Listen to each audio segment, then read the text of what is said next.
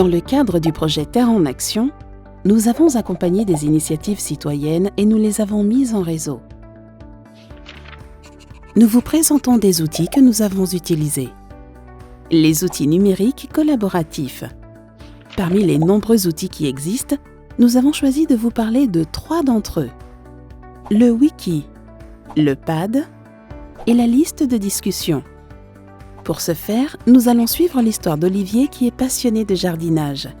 Il a entendu parler du réseau des éco-jardins regroupant près de 400 jardiniers amateurs.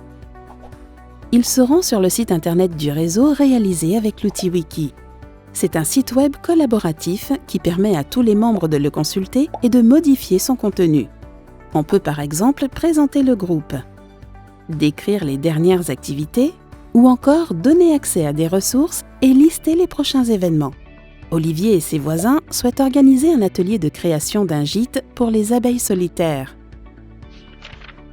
Ils se réunissent pour préparer l'atelier et certains membres du groupe prennent des notes dans l'outil Pad. C'est un éditeur de texte collaboratif en ligne qui permet à plusieurs personnes de rédiger en même temps un même document. Les textes de chaque personne apparaissent d'une couleur différente. C'est très pratique pour recueillir les idées de chacun. Après la réunion, un membre du groupe met au propre, à partir des notes prises avec l'outil Pad, un petit résumé de l'atelier. Il peut ensuite l'intégrer dans le wiki. Une fois terminé, il prévient tout le monde en envoyant un mail à la liste de discussion du groupe.